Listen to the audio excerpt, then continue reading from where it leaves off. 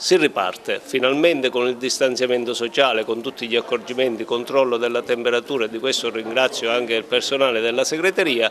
Siamo ad organizzare oggi un evento rivolto a tutti gli operatori sanitari che parla di Covid, sulle problematiche, su quanto è successo e su quello che ci si può aspettare nel futuro.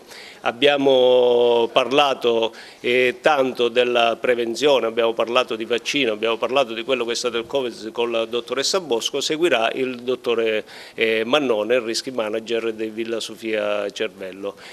Quello che mi sento di dire è che noi abbiamo voluto organizzare questo corso di formazione proprio diviso per avere un contatto, anche se a distanza, con i colleghi. Chiaramente abbiamo fornito tutti di mascherine FFP2 e, ripeto, con distanziamento e controllo della temperatura, proprio perché bisogna evitare gli assembramenti, massimo rispetto del virus e ripartenza. Possiamo dire che l'infermiere di famiglia oggi è una realtà e speriamo nel prossimo futuro di avere presto il ruolo ben definito dell'infermiere di famiglia, che serve da collegamento tra territorio e ospedale, che è quello che è mancato finora. Abbiamo consegnato delle targhe perché alcuni colleghi sono partiti lasciando le famiglie, lasciando i propri affetti, sono partiti con la protezione civile per andare ad assistere pazienti al nord Italia, e questo ci inorgoglisce tantissimo avere questi iscritti nel nostro ordine, e li abbiamo voluti premiare con una targa.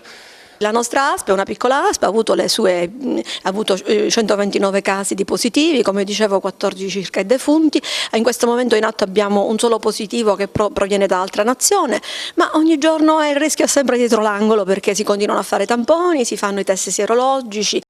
Grande lavoro, direi che è andata bene, insomma non è il termine esatto, però diciamo che c'è stato un concorso di un'attività così frenetica che ha messo tutti insieme, ha fatto sì che riuscissimo a dare le risposte che il territorio meritava, per cui anche la direzione strategica, dal primo all'ultimo abbiamo cercato di dare il massimo, il meglio, di essere in mezzo alla gente, di non abbandonare mai le persone anche nelle informazioni, nel rispondere al telefono. Abbiamo messo in atto 7 telefoni dedicati in tutta la provincia, dal lunedì alla domenica, al lunedì in continuazione abbiamo risposto sempre, e chiaramente sono stati fatti nel territorio tanti tamponi, perché era il mezzo che avevamo per mettere in evidenza la persona contagiosa, e se ne contano all'incirca 14-15 mila probabilmente tamponi nel territorio, e certamente a volte anche ripetuti, perché ai soggetti che rispondono in maniera positiva poi bisogna fare 2 tamponi di controllo dopo il fine quarantena.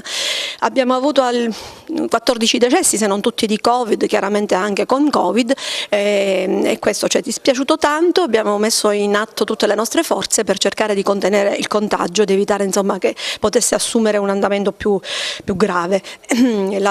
Sono stati istituiti anche dei centri Covid negli ospedali, insomma, in modo da affrontare in tutto il territorio nella maniera adeguata questa emergenza. È stata un'esperienza, nonostante la tragicità, molto bella dal punto di vista umano, sicuramente. Abbiamo avuto modo di vivere in questi mesi in maniera così vicina con gli infermieri, i medici, di avere uno scopo veramente al di là del nostro lavoro, di portare avanti queste attività nella maniera, che dire, più umana, ecco, di essere vicino alla gente. Quello che spero abbiamo raggiunto effettivamente, quindi speriamo bene. La vita all'aria aperta di questo momento, il sole, il caldo, le temperature, non so cosa, hanno un po' tenuto a bada il contagio, e si cerca di organizzare qualcosa di più, insomma, di essere sempre presenti anche a un'eventualità diversa nei prossimi mesi.